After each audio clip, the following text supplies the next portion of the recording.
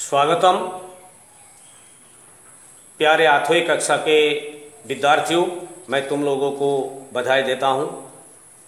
आशा करता हूँ तुम लोग घर पे हो, जरूर सकुशल हो। आज हम आठवीं कक्षा के पाठ्य पुस्तक पल्लव भाग 3 की पाठ 100 पर चर्चा करेंगे। यह एक विशाल विषय है और भाव गंभीर है। इस समय मेरे मन में असमिया की एक कहावत आ रही है, गूंज रही है। ये है हाटी मारी भोड़ू का भोड़वा। हिंदी में जिसे कहते हैं गागर में सागर भरना। और हम इस पाठ को उसी प्रकार गागर में सागर भरने की प्रयास करेंगे। तो पाठ का प्रसंग है भारतीय संगीत पर विचार। तो पाठ की शीर्षक में संगीत और झलक, ये दो शब्द के बारे में हम पहले जानना चाहिए। संगीत ये है, आचार्य सारंगदेव जी के अनुसार गीतं वाद्यं तथा नृत्यं त्रयं संगीतमुच्यते। मतलब गीत, वाद्य और नृत्य लग होवार पिछतहे संगीत है। एतिया अब हम इस विषय पर चर्चा करने जाएंगे पाठ भित्तिक पाठ पर। इस पाठ में हम लोगों को एक ऐसा प्रतिच्छवि हमारे मन में आ जाते हैं। नेहा और स्नेहा दोनों सहेली है। स्नेहा के घर में, मतलब स्नेहा कमरे में बैठे नेहा के साथ टीवी देख रहे हैं और उसी समय रेडियो, ये टीवी का एक कार्यक्रम आया, जिस कार्यक्रम में 1993 ईस्वी में जो फिल्म निकला रुदाली नामक, कल्पना लाजमी द्वारा परिचालित, इस फिल्म में एक डॉक्टर भूपेन हजरिका जी ने एक गाना गाया। जो गाना ये है, दिल हुम हुम करे घबराए, घन घम घम करे गरजाए, एक बूंद कभी पानी की मड़ी आँखियों से बरसाए।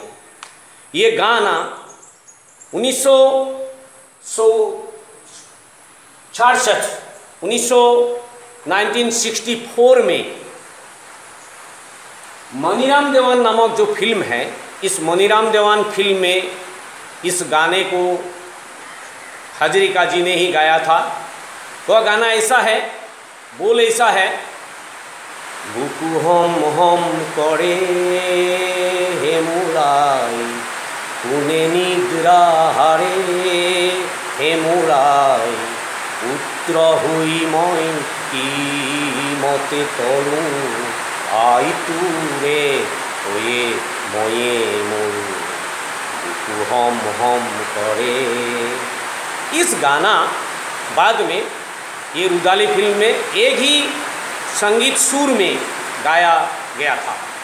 तो पाठ का सार ऐसा है, स्नेहा अपने सहेली नेहा के साथ टीवी देख रहे हैं। टीवी में इस गाना शुरू हो गया है। गाना ख़त्म होने के बाद नेहा ने स्नेहा से पूछा कि इस गाना किसने गाया, तुम जानते हो क्या? तब स्नेहा ने बता दिया, क्यों नहीं, ये तो हमारे असम के भारत रत्न दादा साहेब फाल्के विजेता संगीत सूर्य असम के रत्न भूपेन हजरिका जी का ही।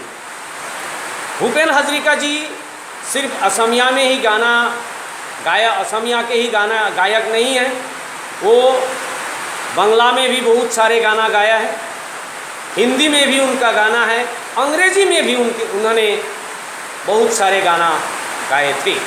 तो इस संगीत में, इस पाठ में हम संगीत के साथ ये जो झलक, भारत के संगीत का बहुत विशाल क्षेत्र है और इसका एक झलक, एक आभास हम इस पाठ के जरिए सीखेंगे। तो ऐसा हुआ है कि जब दोनों में बातचीत चली, स्नेहा ने नेहा को संगीत के बारे में बहुत सारे कुछ बताया। उन्होंने बताया है कि हमारे भारतवर्ष में ये जो पुराने दिनों से चलते आए ये गाना, इसे शास्त्रीय संगीत कहते हैं। शास्त्रीय संगीत में शब्दों का ज़्यादा महत्व नहीं है। शास्त्रीय संगीत में धुन का, आवाज़ का ज़्यादा महत्व है। और इसके अलावा बाकी जितने सारे गीत हैं, हम आधुनिक गीत भी कह सकते हैं, जो साधारणतः हम सुनते हैं। तो ये सब गाना, भारत के बहुत सारे कलाकार थे जिन्होंने हम लोगों को इस गाना हर एक गाना सुनाकर आनंद पहुंचाते हैं हम लोगों को। तो आज इस पाठ में दोनों के बीच वार्तालाप होते होते संगीत के बारे में जब उन लोगों में खुलासा हो गया है, थोड़ा बहुत कुछ चर्चा हुआ है, इसके बाद नेहा ने स्नेहा से पूछा, स्नेहा क्या तुम शास्त्रीय जो नृत्य है, इस नृत्य के बारे में क्या जानते हो? तो स्नेहा ने बता दिया, तो मैं शास्त्रीय संगीत सीखा है, मैं शास्त्रीय नृत्य सीखा नहीं। लेकिन हमारे भाई रोहन ने शास्त्रीय ये नृत्य पर उन्होंने बहुत सारे सीखा है, इसलिए दोनों उनके पास चली गई और रोहन ने दोनों को ये नृत्य के बारे में भी बहुत सारे जानने के लायक, जानने योग्य विषय उन लोगों को बता दिया है। तो हमारे भारतवर्ष में सारे बहुत कलाकार हैं, तुम लोग जानते हो, लता मंगेशकर की नाम सुनते हो, और उसी प्रकार मोहम्मद रफ़ी, किशोर कुमार जी, इन लोगों ने बहुत सारे गाना गाया है और बहुत संगीतज्ञ है जिन्होंने अपने वाद्यों द्वारा भारत रत्न, वाद्य बजाकर भारत रत्न तक हासिल करने कोई काबिल है। ऐसा शहनाई वादक बिस्मिल्लाह खां के नाम तुम लोगों ने जरूर सुना होगा। ये है बिस्मिल्लाह खां जी। डॉक्टर भूपेन हजरिका जी की तो तस्वीर तुम लोग देखा है, और रविशंकर जी, उन्होंने भी संगीत के एक मशहूर कलाकार है। उन्होंने सितार बजाकर हम लोगों को सितार के बारे में अवगत करते हैं, और बहुत सारे वाद्य यंत्र हमारे भारत में प्रचलित है पुराने समय से। इस वाद्य यंत्रों में भी हारमोनियम, तबला, शहनाई, बांसुरी, ये सब बहुत सारे वाद्य यंत्र है जिसके द्वारा संगीत गीत को बहुत मधुर बनाते हैं। मतलब वाद्यों के अलावा संगीत अधूरा है, वाद्यों के बिना गीत अधूरा है, और वाद्यों और नृत्य के बिना संगीत कभी नहीं होता है। तो हम इस पाठ में ये जो बात हम लोगों को बताया है कि संगीत, ये शब्द, संगीत जो शब्द है, गीत शब्दों के साथ सम उपसर्ग मिलाकर संगीत शब्द होता है। तो इस संगीत शब्दों तो का जो परिभाषा मैंने सारंग देव जी जो परिभाषा दिया है तुम लोगों को अभी अभी बताया है। और संगीत के बारे में पहले इसको परिमार्जित रूप में स्थापन किया है आचार्य भारत मुनि ने, और उनका नाट्यशास्त्र नामक शास्त्रों में, पुस्तक में संस्कृति के संगीत दिशा पर बहुत पर्यालोचना हुआ और उसमें संगीत को स्थापित किया है। और आज तक ये संगीत उस दिनों से आज तक उस नाट्यशास्त्र के आधार पर ही प्रचलित है। तो हमारे यहाँ सारे बहुत तुम लोग ने जरूर जानते हो, भातखंडे ये हमारे विद्यालय, हमारे यहाँ सारे बहुत विद्यालय है नृत्य गीत सीखने के लिए। ये सब भारत का संस्कृति पर सेवा कर रहा है। तो हम इस पाठ में यह भी जानना चाहिए, संगीत, भारतीय संगीत, तो भारतीय संगीत के दो विधा है, दो दिशा है। पहला कर्नाटकी और बाद में हिंदुस्तानी।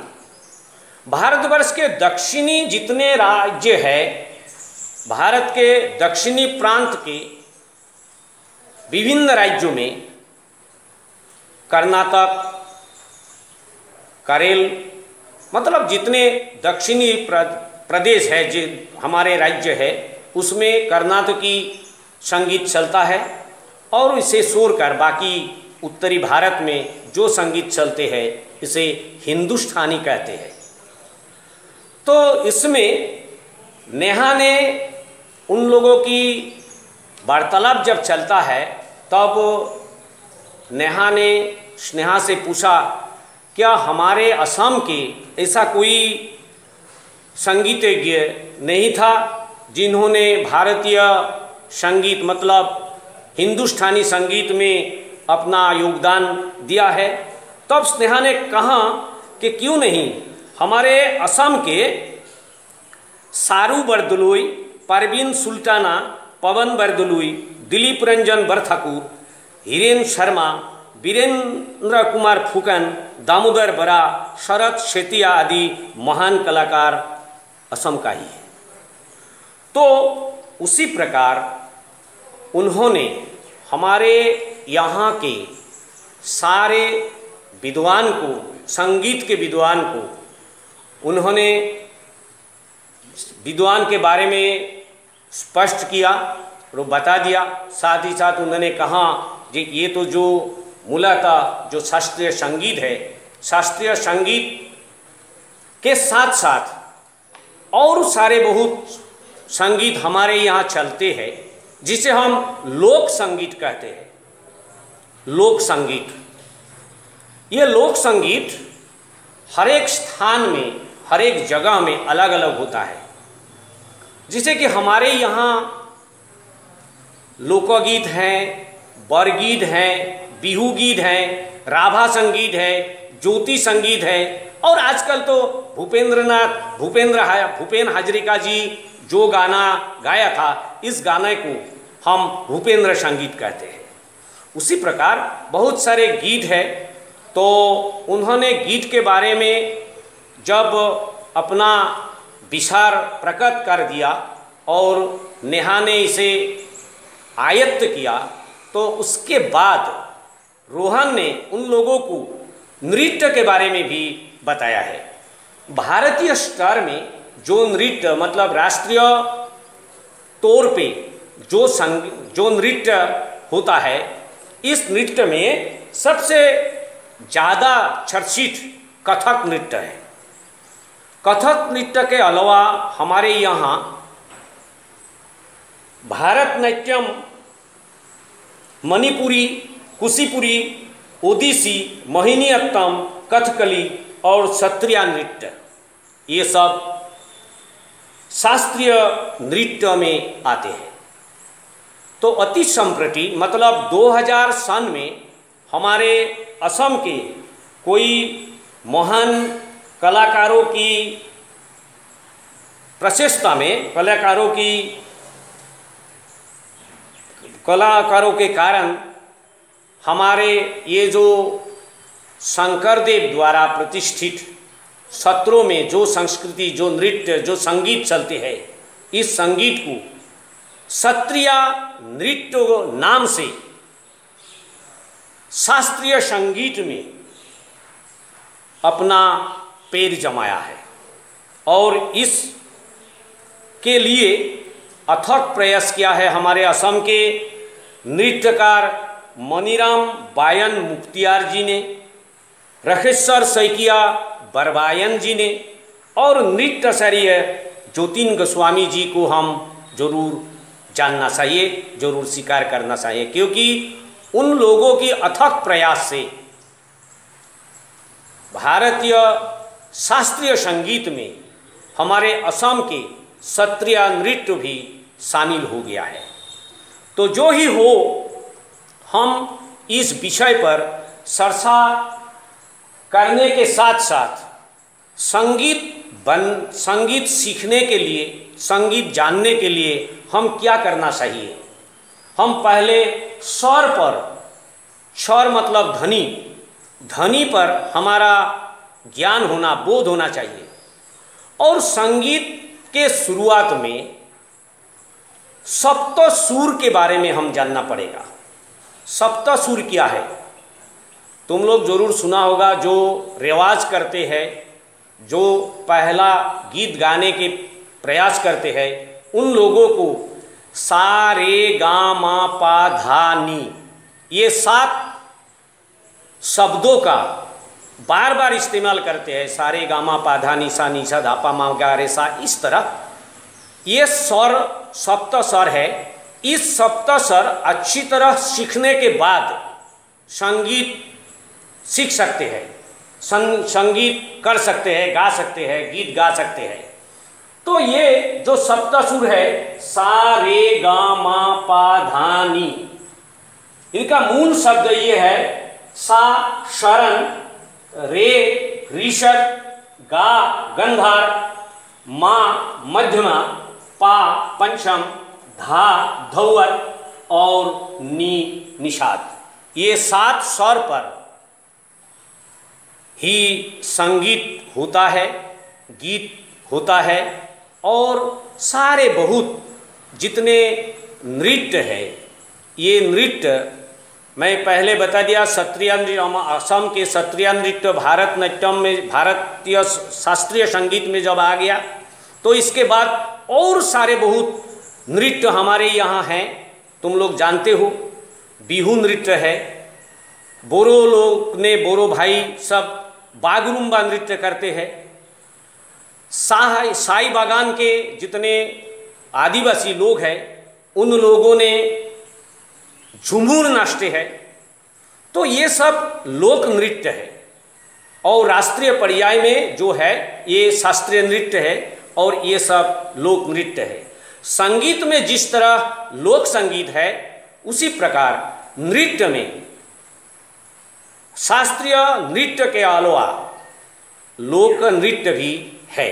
तो ये सारे गीत और संगीत और नृत्य के बारे में तुम लोगों को थोड़ा कुछ बताया, अभी हम खुलासा किया।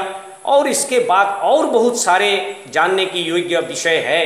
तुम लोग इस पाठ के अंदर आ जाओ, तब पाठ जब तुम लोग अच्छी तरह पाठ पढ़ेंगे, इस पाठ को जब 2-3 बार पढ़ेंगे, तब जरूर इसका पता चल जाएगा। और एक बात कहना जरूरी है कि ये संगीत हमारे भारतीय संस्कृति जो है, वैदिक संस्कृति, तो वैदिक संस्कृति के पहले से ही संगीत की प्रयोग होता है। भारतीय आध्यात्मिक दिशाओं से यह कहा जाता है कि ब्रह्मा ने नारद ऋषि को ये संगीत दिया है।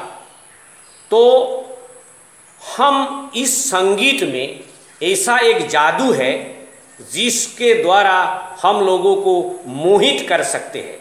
मतलब संगीत को संसार रेगिस्तान में संसार असमिया में है हंहार मरुभूमि हंगित हुई से मरुद्यान स्वरूप। रेगिस्तान के अंदर एक ऐसा जगह है जहाँ पानी की सुविधा है, प्रकृति के बहुत सारे अच्छा परिवेश है। ये रेगिस्तान के अंदर होता है और असमिया में इसे मरुद्यान कहते हैं। तो हम उसी प्रकार संगीत को मरुद्यान जैसा मरुद्यान के साथ तुलना करते हैं और इतने सारे विषय को कम समय में सरसा करना बहुत मुश्किल है, फिर भी हम प्रयास करते हैं।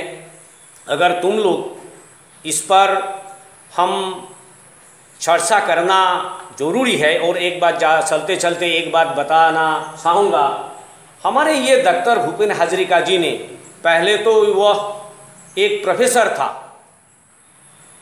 यूनिवर्सिटी के प्रोफेसर की नौकरी छोड़कर उन्होंने संगीत में अपना पैर जमाया और पूरे विश्व में उनका नाम रोशन किया सिर्फ संगीत के माध्यम से। तो बच्चों, तुम लोग संगीत की साधना करो और साथ ही साथ इसके जरिए भारत की जो संस्कृति, इस संस्कृति को तुम लोग मजबूत बनाओ। इसी आशा के साथ आज की बात यही ख़त्म करता हूँ। धन्यवाद।